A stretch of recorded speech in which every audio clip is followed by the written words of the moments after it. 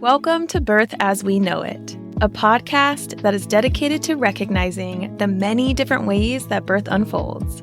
I am your host, Kiona Nessenbaum. I have experienced birth as a doula, a student midwife, a birth assistant, and as a mother of 3 amazing children of my own. After attending over 140 births, I've realized that each birth experience is truly unique. So make sure you subscribe and join me as we are guided through many different birth experiences through the lens of the storyteller. Please be aware that some of these stories can be triggering to hear. So feel free to pause, take a breath, and come back and listen whenever you're ready. With that said, let's prep ourselves to dive deep and get detailed about what really happens in the birth space.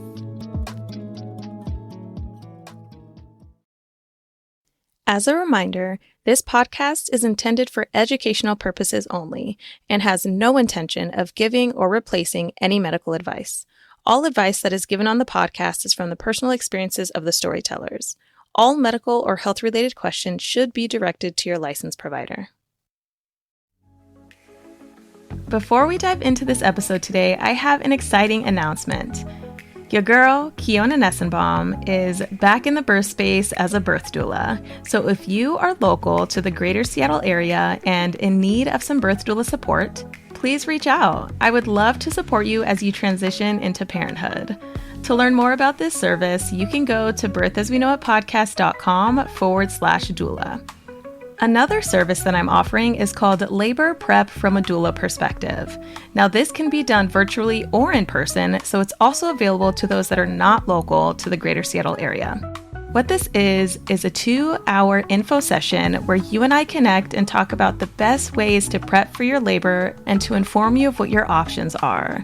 We also touch on how you can cope throughout labor, how partners can support you as you are laboring, and we touch on postpartum.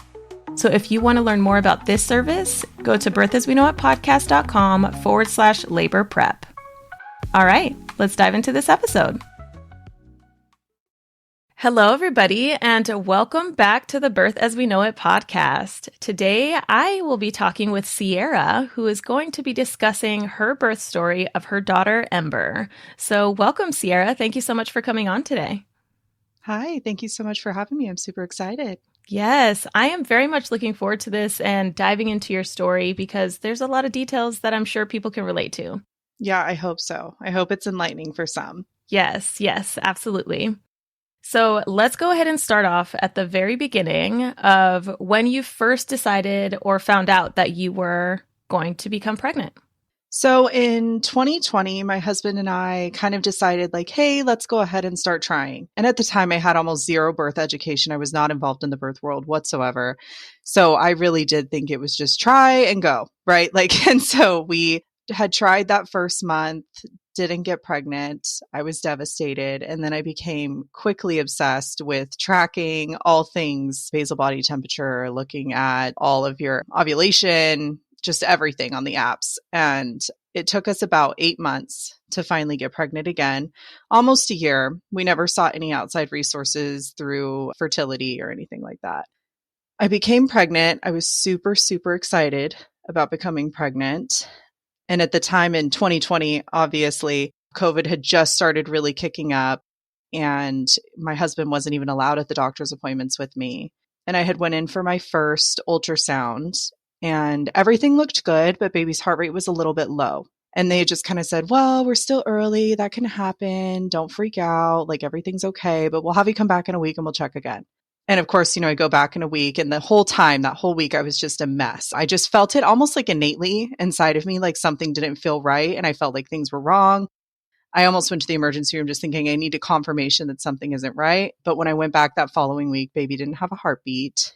And so we went forward with the miscarriage process at that point. My husband and I were super, super devastated. My mom, at that point, when you're brand new pregnant, I told my family and I was super excited. And the process of miscarrying at home was really traumatic, very painful. And I wasn't expecting everything that came along with it. And then that kind of really changed my perspective on getting pregnant, the excitement behind it. I just feel like I was kind of robbed of that joy, right? Like robbed of that naivety. I guess it's the best way I can describe it. Like I always told people, like, I wish that I never experienced kind of this long standing where you're trying to get pregnant, and then you finally do, and then you have this loss, because it screwed with my head pretty bad. So I took a step back completely at that point and told him, like, hey, I don't even want to try again right now. I want to lose some weight. I knew that it wasn't my fault, but I was like, let me just get my body as healthy as I possibly can before we do this again. So I had lost probably like 80 pounds in a year. One could arguably say that was not healthy. And so I kind of just really stopped eating very much. My whole goal was get as thin as you can. Blood pressure's normal. I mean, I never had high blood pressure, but it was just kind of like, I want my body and my heart and my blood work to come back completely clear. So I feel like there's nothing wrong with me that could make this any higher risk than it needs to be. And so once I felt like we were ready, we started trying again. And again, it took a very long time to get pregnant with Ember. It was about around the same amount of time, around 8 months. And I was the same obsession, taking 400 pregnancy tests every month, just like overwhelming amounts of pregnancy tests. I tell people all the time I had a stock in first response. Like, it was ridiculous. After taking all of those pregnancy tests, my fears were super high, but I was extremely devoted to just staying pregnant at this point. That's all I wanted, was just, please God, do not lose this baby, stay pregnant. I knew at that point I needed to start looking for an OB practice. I wasn't really versed still in like too much of the midwifery or doula care at that point. So I started looking for OBs, and I had this weird episode at work, and I felt like my heart was racing, almost like if you were having a panic attack. My heart was beating out of my chest. I had not been to the doctor yet to confirm pregnancy. And I ended up telling them, like, you need to call an ambulance. I don't know if I'm about to pass out or if I'm having a heart attack, but something isn't right. And I don't know if that was just when you first get pregnant and you get the dizzy spells and you kind of get the faint flushes. And I just had never experienced that before, but I was panicking. So they came, and of course it was this whole drama. I had to tell them I'm pregnant. And then, me having my anxiety around doctors, it was pretty scary. But they took me to the hospital and did an ultrasound at that point. When I had gotten that first ultrasound in the emergency room, I was so happy. They were like, oh, we see an egg sac, and we think here's, look, there's a little pregnancy. You're too early to see a heartbeat, but this is exactly what we would want to see. My beta levels were great. And I left feeling super confident, like, okay, I've got this. This is good. Even though this was a scary thing, which they thought was just a fluke. They're like, honestly, we don't know what's wrong with you. Like, what happened with that? There was nothing actually medically wrong. They just chalked it up to like pregnancy weirdness. But they did say follow up with your OB in a couple days just to make sure baby's okay. And I was like, okay, great. So I got scheduled with an OB practice that it was kind of like, I call it like the pregnancy factory. I mean, this place had all of the best doctors, but I think there were 10 MDs that worked in that office, and like 4 or 5 nurse practitioners under them, and then a slew of nurses. And then they had their whole ultrasound clinic. They had a clinic in building that just did things like procedure wise, like actual internal procedure. It was pretty crazy. It was like an OB hospital practically. I got scheduled with them about 4 days after the emergency room visit. And again, I was nervous, but felt a little bit better just because of what I saw at the hospital. And my husband and I had went to that appointment, and the girl that was scanning me, we were doing a transvaginal, and she looked, and I could just tell on her face. And she just was looking at me. She's like, hold on, I'm going to go get a doctor. I'm going to get a doctor. And then she comes back and she's like, well, all the MDs are busy, but I'm not seeing anything. Almost blighted ovum is kind of what she was telling me, meaning that there's no pregnancy inside of your gestational sac. And I was devastated, because I had told them, like, no, at the ER, they saw a pregnancy. I saw it. I saw the baby. Like, what do you mean there's nothing there? And she's like, I'm just not seeing anything. I'm so sorry. And so we had to go meet with the OB directly after that. And he looked at the scan pictures that she took, and he agreed. Yeah, I think it's a blighted ovum. I think you're about to miscarry. Just kind of prepare yourself for that. Well, thank God I didn't take any medicine at that point. I said, okay, we'll just book a scan in a week. We'll try again. But the OB that I had at that point, I wasn't a fan of his attitude. He was very laissez-faire about the whole thing, and just kind of like, too bad, sucks to be you. Have a great day, And it just wasn't what I needed. So my husband and I went home and just grieved for a week, right? Because we were having to expect that nothing was there and that was what was going to happen. And so going to that next appointment, it was like so incredibly stressful, so stressful. And looking back, that is an office I would never have chosen for myself. You know, there's at least 50 pregnant people waiting in the waiting room and all varying sizes. You see people coming out crying. There's people going and laughing. I mean, it was just the mix of emotions and people, and the energy in the room was huge. So you feel like you're going to pass out waiting for your ultrasound, like it's just incredibly stressful. But I go back and it's my turn for ultrasound, and my husband and I are just prepared to hear, like, okay, your body hasn't miscarried yet, da, da, da.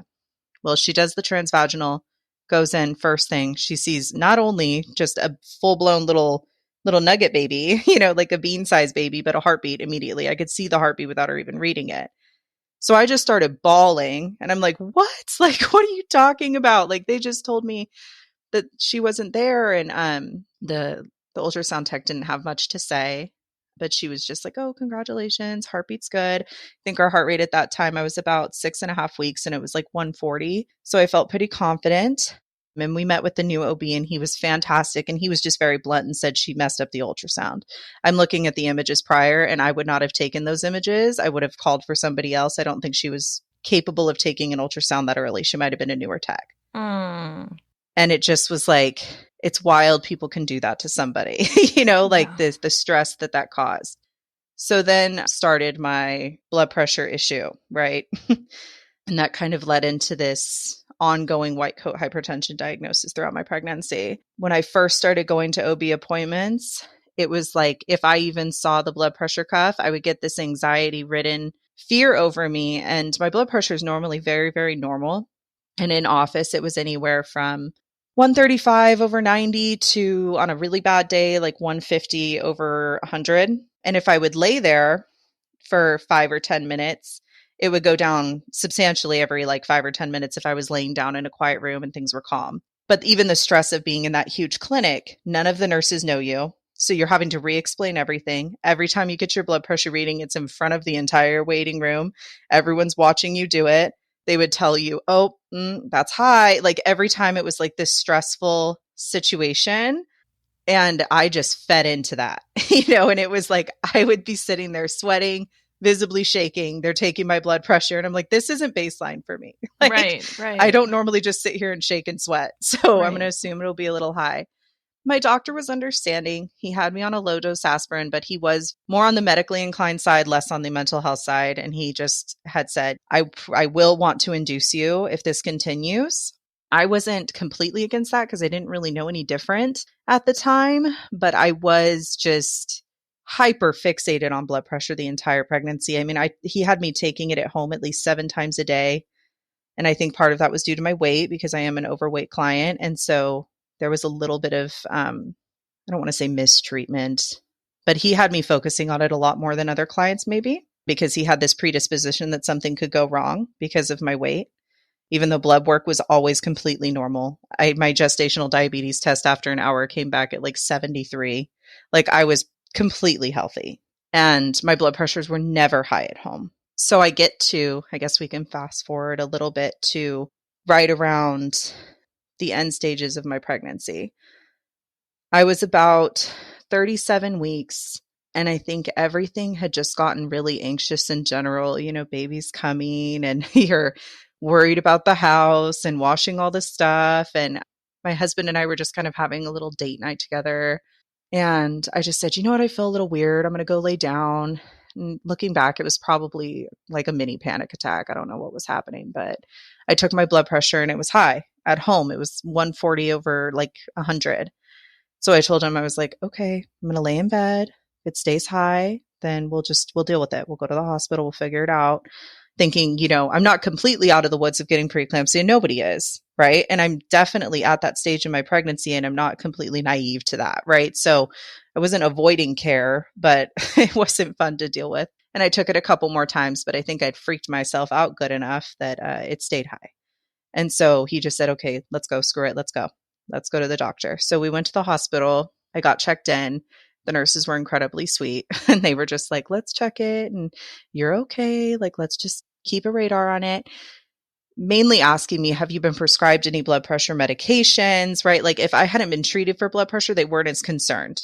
And after laying there, it's just normal, normal, normal. And they're like, just go home. You're fine. You know, a preeclamptic person would not be sitting here with a normal blood pressure after 10 minutes of being here. So just go home. You're fine. And then I felt better. But that was another trip to the hospital that I wasn't exactly excited about. They did end up calling, either they called my doctor or I did, but we had to inform him of that visit and the high blood pressure reading, which kind of triggered him to be like, induction, let's go. I could tell that that was where he was headed and he was excited about it. And I wasn't necessarily excited about it, but when you get to a point of being so pregnant, you know, I'm sure plenty of other women have said that induction doesn't sound like the most horrible thing that could happen, right? You know, and you're like, I'm just ready to not be pregnant anymore. And if I could take every blood pressure cuff and light them on fire, I would. Right. Like I'm never going to check it again in my life. You know, so I was ready, but a little bit nervous. And we go to my 39-week appointment and I just was like, please God with the blood pressure, just be normal, be normal. Of course not, because I'm expecting this induction, don't know when it's going to happen. Me and my husband went to that 39-week appointment. The nurse took my blood pressure and it was the perfect 160/100. Just the nobody wants to, right at the treatable level in hospital, right? Mm-hmm. Identical. And he looked at me and he said, okay, you're going to stand up. Didn't even talk to me. There were no options. And now I would have totally advocated for myself. But he stood me up and he said, okay, Will, husband, you're going to go home and you're going to go get her stuff. And Sierra, you're going to walk across the street. The clinic was connected to the main hospital. So it was maybe like a 5-minute walk. And he's like, you're going to walk across the street and go get checked into labor and delivery. We're going to induce today. And they don't have a choice. I'm getting you a bed. And I was just like, wait, what? Like right now? And he's like, yep, your blood pressure is way too high. We got to take you in. And I just cried. I was like, whoa, nope, I'm not ready. Not ready. And looking back, I would have said, if you thought I was healthy enough to walk myself to labor and delivery alone, you know, he just thought, okay, this is good. I can call him. They'll get her in. We'll get this over with. That's where his head was. He didn't test my urine for proteins. He didn't get a blood test. He didn't let me lay down for a little bit. None of that had happened. But I just believed him. I was afraid. Walked across the street. My husband left me. I went over to labor and delivery terrified. Yeah. And just said, you know, Dr. Patel wants me to check in. And that's how that started. So by the time my husband got there, I'd already had a room. I think my blood pressures were a little bit high when I first got there, but at least 30 minutes after checking in, I did not have a high blood pressure reading for a while. I mean, they were all very, very normal. Blood came back normal. Urine came back normal. I was not preeclamptic. They followed through with the induction. Knowing what I know now, I would have stood up and said, I'm going home. I'm a healthy person. My blood pressures are normal and I'm not preeclamptic. So there's no reason for this induction right now. But I listened and I stayed. We had started with misoprostol. I think that's how you meet. There you go. We had started with that and nothing, 0 changes whatsoever. And that lasted for about a few hours that they let me kind of ride on that. There were no changes. Was there only one dose given? One dose of, that medication. And after that medicine, they went straight into Cytotec, which I believe is the internal one, correctly, that they put on the cervix itself. Correct. Yeah. And so we did that one. And I felt crampy and a little weird, but there still nothing was happening. It was just kind of like a waiting game. At this point, I've been at the hospital for 7 hours. I've had these 2 medicines and we've seen nothing. Blood pressures are normal. Baby's fine. Everything is normal. Oh, sorry. I forgot to mention when I got there, they said no eating starting now. You're done.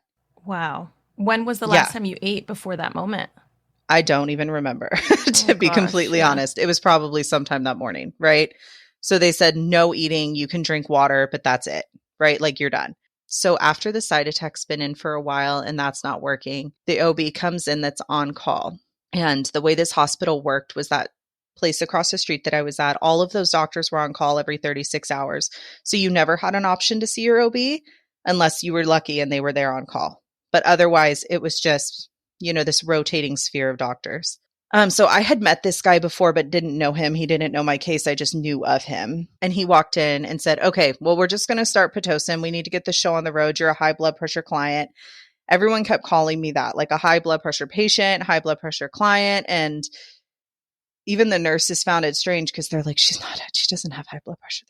It's just weird how they're doing this. But that's how they were justifying the induction. And he came in and started me on a Pitocin drip.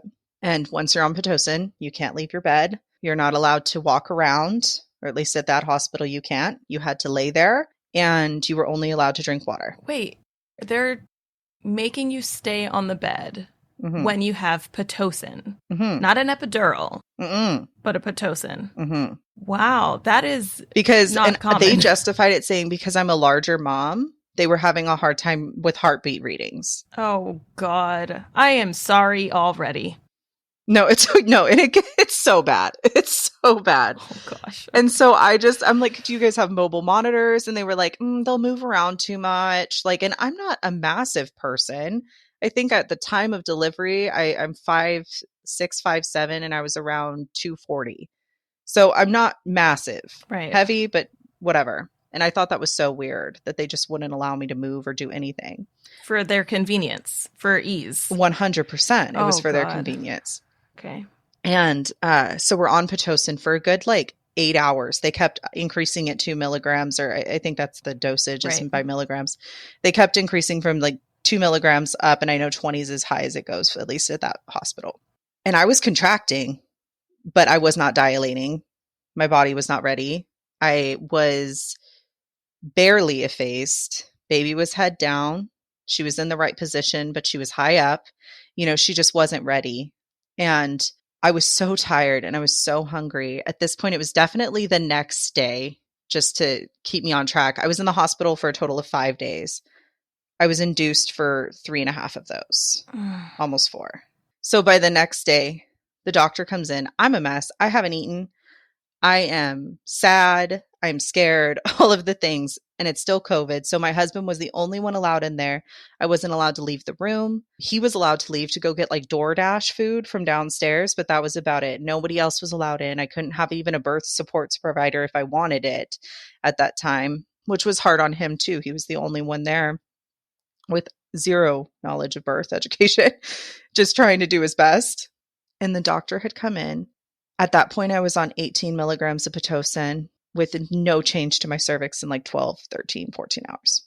And I was just hungry and tired. The doctor comes in. You can tell he's annoyed. He's been working. And he looked at me and he goes, just up her Pitocin. Up it, give her 20. We'll see what happens. And my husband politely interrupted him. And he was like, hey, would it be okay if we just stopped for a little bit or decreased it some and just let her get up and move around and, have a moment to just breathe? And I'll never, it just made me so mad when he said this, but he looked at me and he says, this is a hospital, not a Holiday Inn. If you want to have a baby, then let's do that. But if not, then you can leave and go check in at a hotel. Wow. And I just started sobbing. I was so upset. I was so angry. And my husband was so mad at him. Prior to my husband doing that, he went to walk over after saying that to me and spread my legs open without asking me anything and went to shove his hand to go do a check. And the nurse stopped him because I was crying. And she goes, are you going to explain what you're about to do to her? And he's like, well, obviously I'm about to check you. And that's what my husband said. You're done. Just go. This is too much. That was completely inappropriate. You need to leave. And I just felt so embarrassed and defeated. Is my body really not doing this? I'm not trying to not have a baby. This sucks. I don't want to be here. I don't want to be on Pitocin. And I'm sorry that it's not working. But I felt like I was in trouble. And it was the strangest feeling to be told by a doctor that I was trying to halt birth or, making a mockery of what his plan was. And of course, then the next blood pressure check comes in. So this is 2 days after we started doing all this. I've had perfect blood pressure readings. And it took it while I was going through all of that. And it was high again. He pushed blood pressure meds at that point. And I was like, no, I'm just crying. Jesus Christ, can you people relax on the blood pressure? I'm fine. And he pushed it anyways. And he's like, no, it's protocol. We have to do it. And then he walked out. I almost tanked because my blood pressure dropped to like 70 over 40 pretty quickly because I didn't actually need the medication. That was scary. Having the team coming in, everyone's panicking, giving me medicines, trying to get my heart rate back up. Like I told you, and again, I should have just stood up and left, right? I should have just said, this is not going well. I am leaving, but I didn't. And then thank God, the third day, a new doctor was on call and he gets in and he looks at me and he goes, wait, you've been here for 3 days. When was the last time you ate something? And I was like, no, I haven't eaten anything. I'm starving. I'm dying. He immediately got the Pitocin drip off. He's like, stop it. We're done. All done Pitocin. This is not working. You need to take a shower. You need to eat something. You need to walk around. If we're even going to continue this induction, you have to do something other than lay here. Like, this is not working. And it was like the happiest I had felt the entire time being there. So I got up, showered, hung out on the birth ball, tried to like induce natural labor in ways. The nurse came in. She was fantastic. Gave me a peanut ball. We did nipple stimulation, just all the things, trying to induce anything we could outside of Pitocin. And I had started to have some natural contractions on my own. And I was able to move around and able to do things, but they weren't picking up as quickly as I think doctors would have liked. And I was already been there for so long, taking up their bed. And so he said, okay, well, we're starting contractions. I want to help you out. Let's put you back on Pitocin. And we'll get this going and hopefully get you out of here and with baby soon. So that's what happened. They put me back on a low dose of Pitocin. Contractions started to pick up pretty decently in the beginning, but they kept it low and it was manageable. It was fully manageable. I could handle those contractions. I felt like progress was happening. He let me at least move around on the bed. I wasn't just having to be on my back. I was able to be on my knees or on my side. And he wasn't as worried about the baby monitoring constantly, which was really helpful. And I labored for a good 5 or 6 hours on this low dose of Pitocin, just kind of having natural contractions on top of everything. And it wasn't fun, but it was manageable. My first check, when they came in, they were like, oh, you're at a 2. This is great. And then it started to pick up a little bit. It definitely got more intense. And I wanted them to come check me. And they're like, oh, you're at a 6. You're doing fantastic. And at this point, I hadn't had any pain medication, no epidural. And it was insane how much more painful it was at that point than in the beginning. Like, I was like, okay, this is crazy. Like, if I was not giving birth, I would be like, I am dying. Something is really wrong. It was just like an intensity I had never experienced before, something you want to crawl away from that you can't get out of.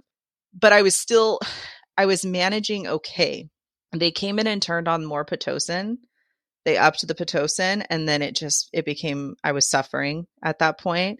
I had no breaks in between my contractions. I think I was also going through transition at that point. I became very vocal, very animalistic, couldn't talk. My contractions, like I said, were on top of each other. The only letdown that I had was when you'd see on the little monitor when they peak and then it starts to slowly dip. I would feel like, I could breathe, take these deep breaths, and then they would just come back up again. And I was just making noises. My husband was like, I remember looking at you like, I don't even know how to help her. She just looks completely like she is suffering. She's suffering. And I wish I would have had them check me at that point, because if they would have checked me, I bet you I would have been around an 8 or a 9. And I was going through transition and having these crazy Pitocin contractions. And had I just wrote it out, I would have been okay. But I was terrified if this goes on any longer, having already been there for 4 days, right? Like, I don't know if I can do it. I'm just exhausted. So I told them I wanted an epidural, and the nurse came in and said, okay, the anesthesiologist is going to be about 40 minutes. I cried and screamed and was like, that can't happen. I've already made the choice. You guys need to get this person here now. And I should have, again, advocated for a check, because if she would have told me that I was as far along as I would have just said, forget it. Let's just do this. Let's get through it. But I had no idea how much longer. I figured if I'm still at a 6, I'm screwed. I can't do this.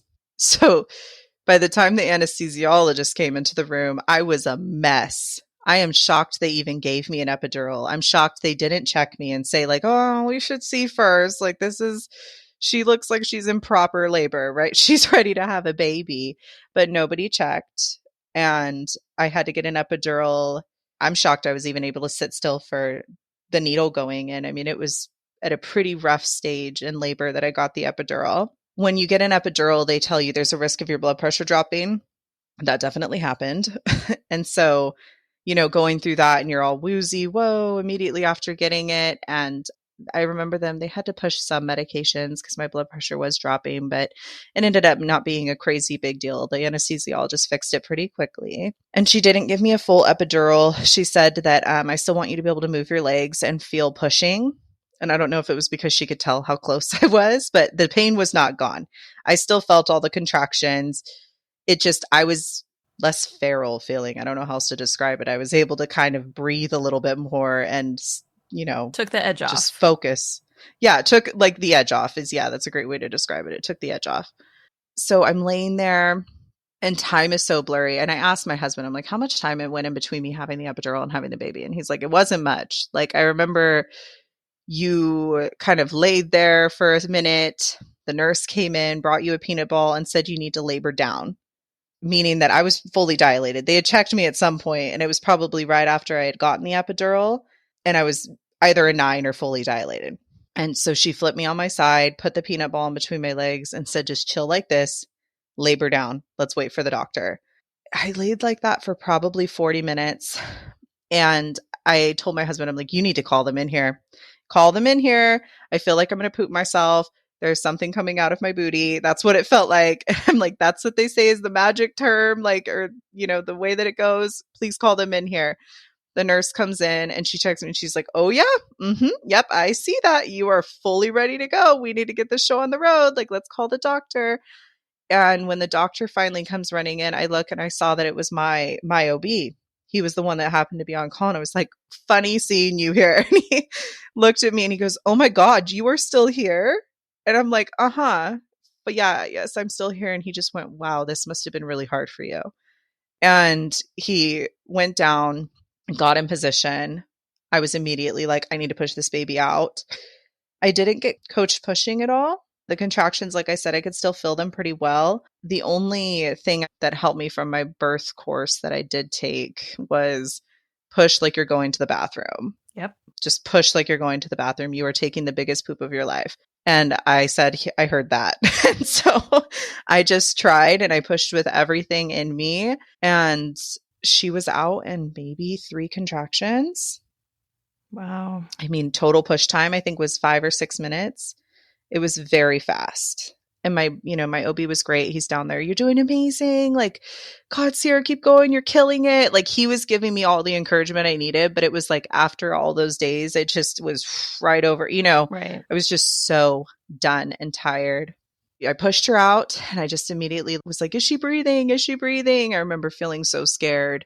And when I heard her cry, I cried. I was so happy. They put her on my chest and I don't really remember much of those moments. I remember her laying on my chest and kind of looking around, looking at my husband. I don't remember him cutting the cord, but I have pictures of it.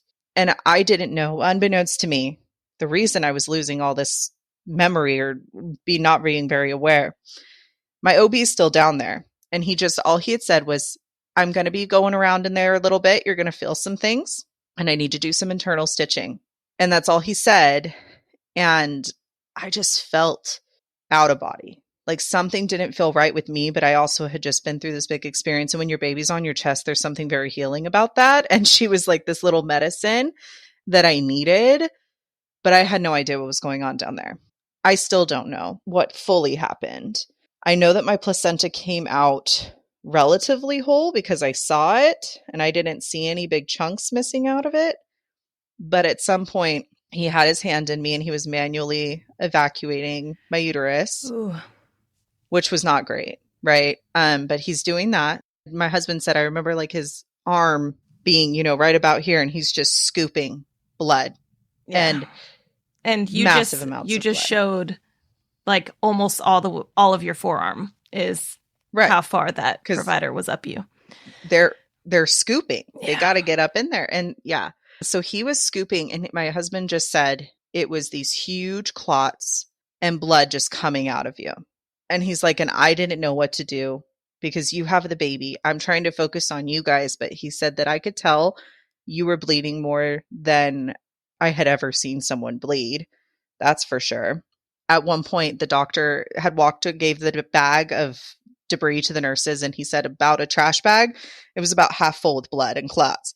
That's probably why I was laying there, not really knowing what was going on. But my OB wasn't trying to scare me. So I may have had a postpartum hemorrhage of some kind, and he was trying to stop it. There may have been a portion of my placenta that was left behind. I could find out. I could get the records. I just haven't gone and actually gotten them. And so, so then he stitches me up. I stop bleeding. Everybody leaves. They let us have our moment with our baby. I got to have the golden hour time, but was still very out of it. And I don't know. I think they had given me some support for the loss of blood at that point, but I was just holding her completely out of it. Lactation tried to come in. We tried to do breastfeeding, and I was just like, I can't even think right now. Like, I'm not ready to breastfeed. I can't do any of this. And so they were like, let's give mom a break. They gave my baby to my husband to give him his skin to skin time. And I'll never forget, I was holding her, and she's so sweet and he's so sweet, and they're doing their little skin to skin. And I looked at the nurses and I was like, guys, I don't feel good. Something's going to happen. I don't feel okay. They were like, well, you just had a baby friend. Yeah, you're going to feel gross for a little bit. And I'm like, no, I don't feel good. Something's wrong. They took my blood pressure, and it was in that like 70/40 range. And then it started dropping again. I passed out, woke up to my doctor back in the room. Everybody's back in the room. I'm awake again. And he was like, you're okay. I really think that was just blood loss, shock. You've been on way too many medications for way too many days. Your body is just done. It's tired. I don't think there's anything inherently wrong with you, but we'll just monitor you closely, but you're okay. We got you back. You're good. And that was terrifying. And I just see my husband's face, and he's white as a ghost. Like, this can't happen right now, right? Like, I'm holding our baby, and there you are. So that was kind of the end of the birth story itself. Everything was fine with baby. All of her little tests came back completely normal. She's 6 pounds, 11 ounces. Cute little nugget. She was great. And then they had moved us into this like little Harry Potter closet of a recovery room. After you're in this beautiful labor and delivery room, they're like, here's the storage closet that you get to do the rest of it in. And we stayed there for about, I think it was just one evening. And I kept passing clots like the size of my palm. And that was pretty scary, and continued to bleed for a while after. I had no idea how much blood could come out of somebody. That was shocking. And the size of clots, nobody mentally prepared me for that. Did you still continue to have clots when you were at home? Yes, but they were more like finger size. Okay. Is the way I would describe it, not to be too graphic. But yeah, they were like about like the size of a finger, which is fairly normal. That's something that I would assume you would see. But the ones in the hospital were massive. And we would call, and the nurses would look, and they'd be like, nope, that's good for what you've got. You're good. Like, everything's fine. As long as it's not flowing, we're good. If it's clotting, we're fine. Okay. So I was there, and we got to leave, but it was definitely a very wild induction experience. And it took a long time to see the other side of it. But that was the induction portion. Oof. Oh my gosh. There are so many things that are they like trigger something inside me, like my provider side as well as like my birthing side. Oh my gosh. Okay. So obviously lots to unpack here. First and foremost, I strongly dislike that first OB that had you go and get the induction in the first place. I understand the safety precautions of wanting to get you in and get you induced with your high blood pressure. But the moment that they realized that you were not preeclamptic, they should have sent you home. Blood pressures are low. You didn't have to be induced. And it's obvious that the next few days showed that your body was not ready for induction, but they were still pushing it because they're like, well, she's here. Let's get it going. Let's get it going.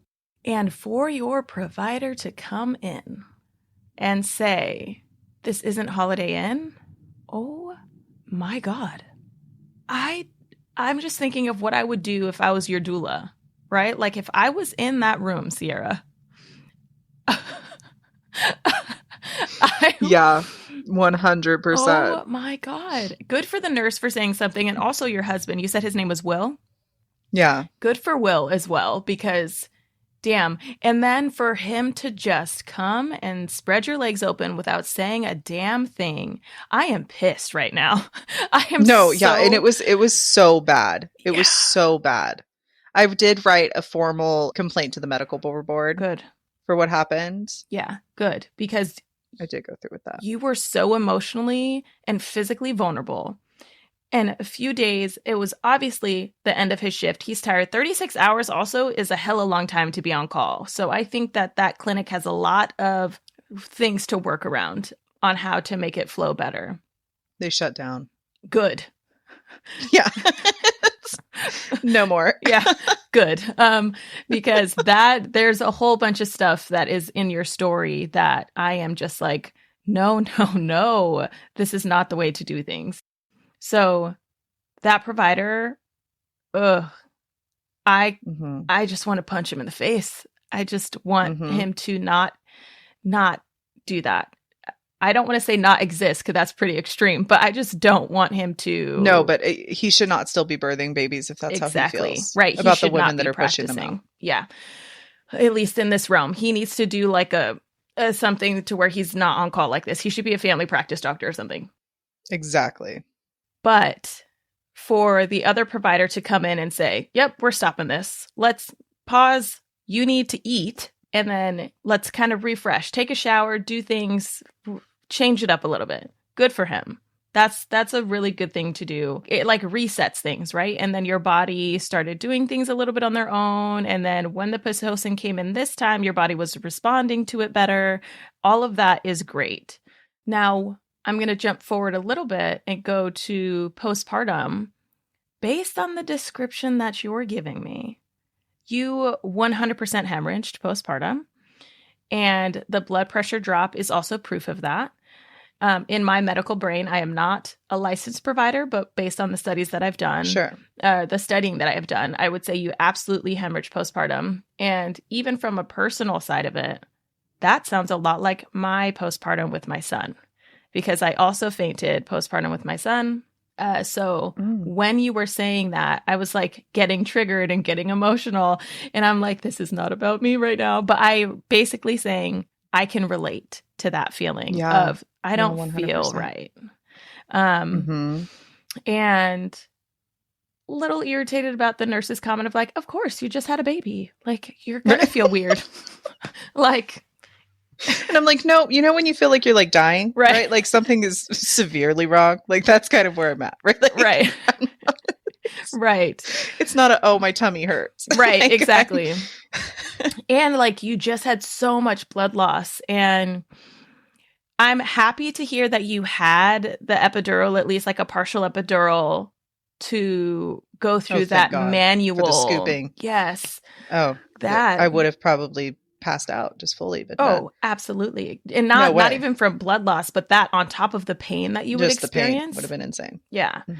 Oof. I'm happy to hear that you got a chance to actually see your OB and for him to be like, oh my God, and automatically validate, like, you're still here. You've absolutely been through some shit. So we're going to try to make this as smooth as possible for you. I would be so curious and interested in hearing your husband's perspective on this, because he's sitting on the sidelines feeling like he can't do jack shit. No, 100%. He's like, I remember him saying, like, I felt so helpless just watching you feel like keep dying in front of my eyes, you know, and then having to like see the baby, and we're happy about the baby. Just this roller coaster of like ups and downs. But I think the most fearful he ever was definitely in that postpartum, when I was like, guys, I'm not good. And I went down and I woke up and just looked at his, and he's like, just so scared. And the first thing I said was, I'm okay. I'm okay. Right. Like I'm breathing. I'm okay. Right. Cause I could tell he thought I just died, you know? So he was really scared. Yeah. But his perspective would probably be, it was insane. Yeah. Well, that was a lot. Yeah. That was a lot. And I'm sorry that you had to go through all of that. I'm sorry that throughout that time your emotions and feelings were not validated. And I'm sorry that there was some judgment on your size, because for you to not be able to get up and walk around during your labor, like, how do they expect a baby to be had if you can't even use gravity to help that baby descend and put pressure on your cervix, you know? Right. Because God forbid a monitor slips for 10 minutes, Right. Right. If her fetal heart tones were fine, why not let you walk around? Why not be okay with not monitoring for, having it be intermittent? These are all my thoughts. And I feel like there was even so much else that happened that I probably left out. Like at some point they put a head rate monitor on her or a head, like just little things that like just happened. Right. But it was a pretty packed experience for sure. Yeah, it absolutely was. Let's dive into postpartum and how postpartum was when you were at home. How was your mental state for one? And then also, how was your physical body responding to being at home? Oh, so much better. The second I got home, I felt amazing. I was still bleeding pretty significantly, but had all of my stuff. My mom and my sister were here and just completely cleaned my house. It looked like spa vibes, right? Like they made it perfect for when I got home. I mean, everything was so clean. But they'd also been sitting there for 4 days, like, just like, what else do we do but like redo everything and like make it all perfect. So the house was just completely set up, my little postpartum like bathroom, just the whole nine, right? Like they did everything. That part was pretty incredible. I really wanted to breastfeed, so it was all breastfeeding in the very beginning. We didn't do any bottles, and she was doing pretty well with that. We did have some issues because she did have a tongue and lip tie, but we had corrected those later. So initial postpartum really just looked like a lot of laying in bed, a lot of just like constant breastfeeding, but I really didn't have any big issues directly postpartum. That's good. Yeah. Yeah. I mean, I did, some of those anxieties still kind of peaked up more towards when she was about 2-3 months old. My husband only got 2 weeks of paternity leave. So after 2 weeks, I was alone, making it really hard. And then she struggled with, she had cow's milk protein allergy. So our breastfeeding kind of came to a screeching halt, because she was bleeding in her diapers and, it was pretty significant. Yeah, it was horrible. And that had a whole other slew of issues. I mean, we were headed towards like feeding too, because poor baby didn't like the formula. It's disgusting. Like the taste of especially the specialized medical ones are really, really gross. And she didn't want it. And so she was like feed striking pretty hard to the point of like dehydration. And she was borderline unwell. So that became crazy stressful for me. Was like, just gain weight, just drink your bottles. Like just getting her to drink a few ounces was so hard. But then she would drink off my boob and I would let her randomly because she was just starving. That was horrible. There was some issue there definitely with having to switch from breastfeeding to bottle feeding and formula feeding, just because of the taste of it and how, breast milk's so delicious compared to formula. But I would say as far as postpartum struggles, that was definitely my biggest struggle, was just anxiety around her feeding and help making sure that she was fed appropriately. Did your providers at all talk to you about, since she had that cow's milk protein allergy, like if you quit dairy, what that would do for your breast milk? Was that ever discussed? They did. They said you can. And I think she was at a point where it was like refusing almost all food because it hurt her to breastfeed too. She just was learning that if I ate food, my tummy hurt so bad. And so she just didn't want to eat. And so I had just said, I don't have the time and the energy right now to eliminate everything from my diet. And they said it would take about 2 to 3 weeks to completely eliminate the protein. And I just was like, we just need to get her fed. I wasn't thinking about me anymore. It was like I need her fed so she doesn't have a feeding tube and ends in the hospital. And so we were just doing everything and anything we could to get her to drink formula. And what I ended up doing was I would start with like about an ounce of her formula and then fill it with the rest of my breast milk. Even though it was hurting her, it was feeding her until she got kind of used to this upgrade. I'd keep upping the dose of her formula inside the breast milk. And then eventually she was able to take a formula bottle. Yeah. What a great way to integrate it, though, so that she still had that flavor of your breast milk to want to consume what was in the bottle. And then since it was so gradual, she eventually associated the taste of the formula with, oh, this is food and it's okay. Yeah.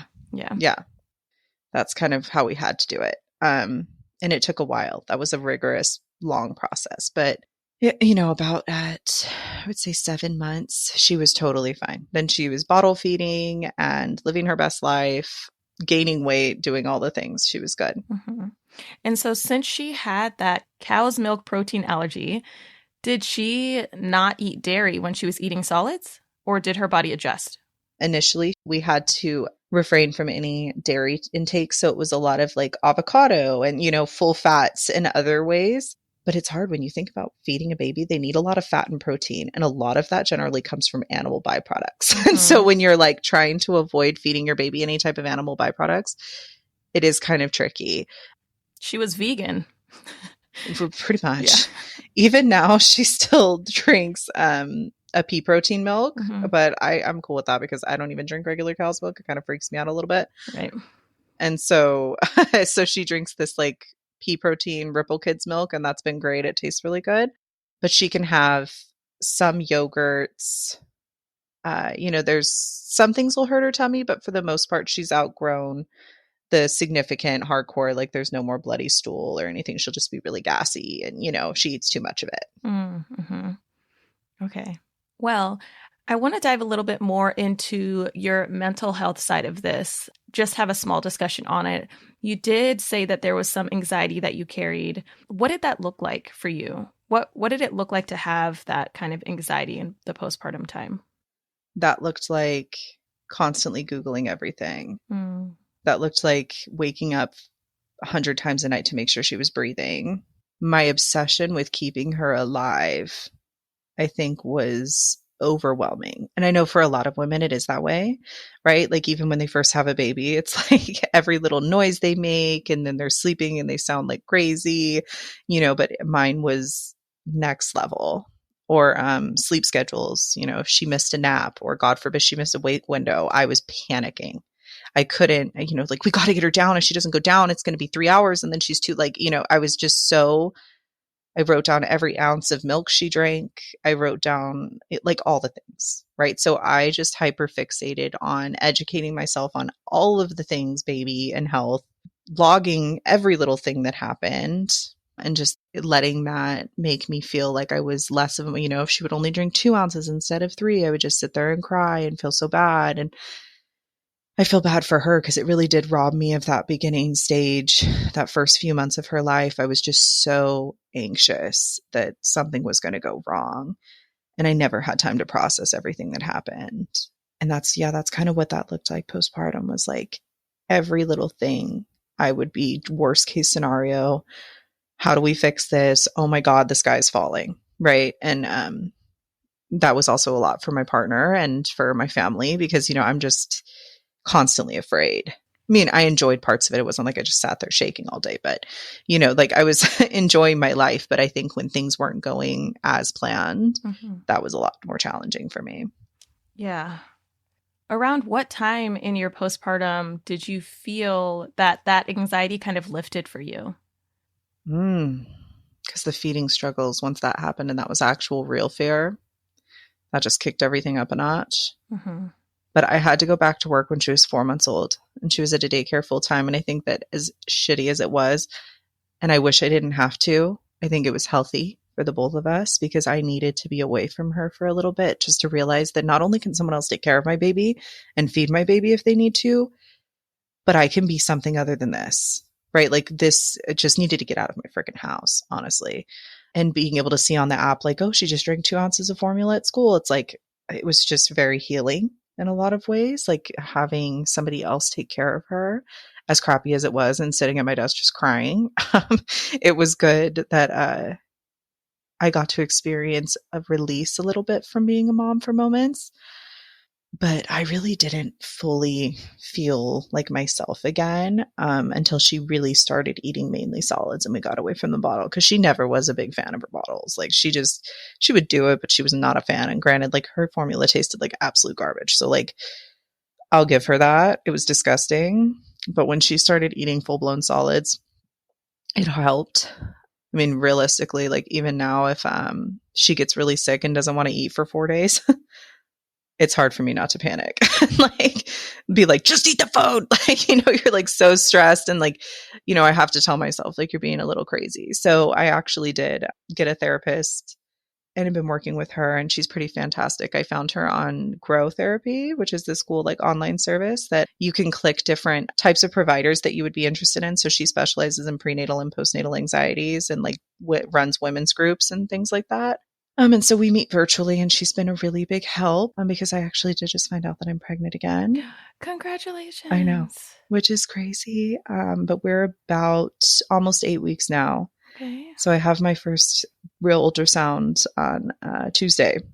So trying to mentally prepare, but I found a good OB. I found somebody new, and, you know, we went to our first little like meet and greet appointment, and he was super cool.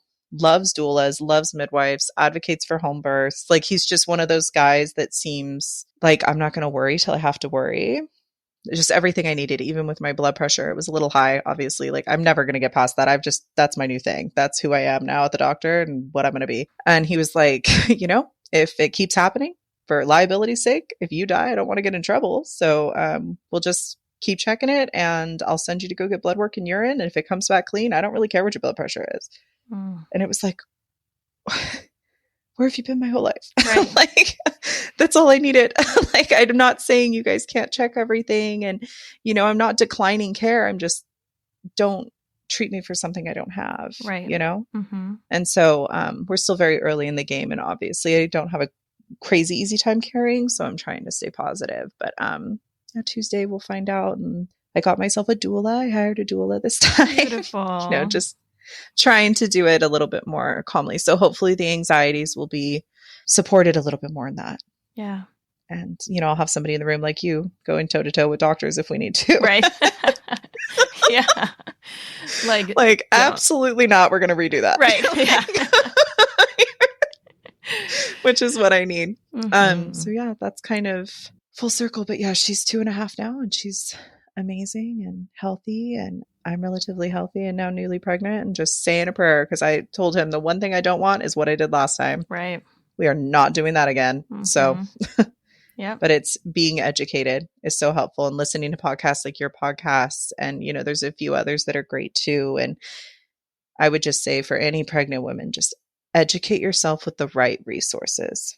Spend your time listening to women that have birthed talk about birth. Yes. Right? Yeah. Like, stay off of Google and WebMD and all of your little statistics, but talk, you know, literally search, like, you know, all of your little things you've got going on, like plus size pregnancy, positive outcome, right? Like, listen to those stories and hear what women have to say. And it's even the scariest of stories are usually okay, you know, and just knowing that you're probably going to be okay. Everything's going to be okay, I think is hugely helpful. And knowing what's going to happen or what could happen prior is so big. Yes. And I mean, you guys, as birth educators, you guys know that, but it really is when it's your first child, it's hard to know what all you need to prepare for. Now, I feel a lot more well equipped to stand up and advocate for myself because I know what I'm advocating for, you know? Right. But yeah, that's kind of what I would say. Oh, yeah. You just answered, actually, the first question that I usually have for my final 3 closing questions, which was like, what is one piece of advice that you would give all pregnant people as they prepare for labor, pregnancy, and birth? And I think that right there is a beautiful answer. Yeah. Educate with the right resources. And there's the big ones, like the documentaries, like The Business of Being Born, right? You know, there's those kinds of big things you can do. But I think the most valuable thing that I had done for myself was listening to other women discuss birth. Mm-hmm. What did your birth look like? How did it go? Everything from emergency cesareans, planned cesareans, to home births with free birth, nobody there, right? Like, you just listen to all of it and educate yourself, and you'll feel a lot more confident going in. Yeah. And I think that is so true. I mean, I am biased because I'm literally seeking people to tell their stories, right? It's kind of your job. Yeah. Like, it's what you're doing. But I think I agree. I agree wholeheartedly with that statement right there, because, you know, I have some scary stories that are told on this podcast too that people may not want to hear while pregnant. But at the same time, if they are able to hear them and listen to them either before pregnancy or during pregnancy, and even after, like between pregnancies, to hear what other people have gone through, to, one, know that they're not alone in an experience that they may have experienced themselves. 2, birth looks different for everyone. And the way that you prep for that does truly make a difference on what your outcome is. And I think one of the scariest things to do as a pregnant person is to go in and be blissfully ignorant to just letting the provider do whatever they want to do. I feel like at that point, it's like you might as well plan a cesarean. I mean, because it's like, if you really do, it's hard. You give them all of the control, realistically, and you are in such a vulnerable place. And yeah, it is. It's so scary to think that we go in there with so little education and understanding. And not even just, you can understand the big heavy hitters of like, well, you might be preeclamptic, or you might, these things aren't great in pregnancy, but even the minute details of story changes and how like, well, this person asked for this and then all of a sudden everything was better, right? That you wouldn't have known before by listening to other women. It's just really helpful. Yeah, I agree. The second to last question I have is, what is one resource that I can share with my listeners on your behalf? I don't have a ton of specific resources. Obviously, this podcast, Birth as We Know It. Another great one is the Birth Hour. That's a fantastic one as well. That's been around for a long time. And any kind of vlog or Facebook groups where you can connect with other women. I know there's a few out there like Baby Center, Net Moms, right? Just places that you can have access to other moms going through what you're going through. Oh, I guess there is one. When I was really anxious with the baby, especially when she was little, there's an app called Blueberry Pediatrics. And for women that are kind of, not just women, but families that you don't love going to the doctor all the time, or you don't necessarily want to go to urgent care, but you're not sure if everything's good. There's the Blueberry Pediatrics, which is based in the United States. And for $20 a month, no insurance, no nada, you have 24/7 access to MDs, and you can video call, you can text, you can chat regarding your babies. And it's any kids under the age of, I want to say 18 or 12, that you can put on there for that $20 a month. And you have access to basically urgent care, telehealth just for pediatrics. And that was incredibly helpful. Like at the 1 a.m. where you're like, is this breathing sound normal? Like, I don't get it. They're able to do all of that with you, which is really cool. And it's super easy to set up. That's beautiful. That sounds great, actually. Yeah, it's called Blueberry. It's really, really cool. Okay. Now, my next and final question is, if you could describe your birth with one word, what would it be? Intense. Yeah. One word is hard, but intense. Intense. Yeah. I think all of the listeners and I at this point would agree. Yeah. It's, parts of it were cathartic, parts of it were terrifying, parts of it were this, but all of it was intense. Yeah. Intense roller coaster of emotions for sure. Yeah. Yeah. Well, Sierra, I am so happy that you came on the Birth as We Know It podcast to share your story. Well, thank you. I'm so happy I was able to come on. It was so exciting. Glad we finally got to connect. I know. Yeah, I'm glad it all worked out. Thank you. Thank you. And I'm sure the listeners will absolutely learn something from this.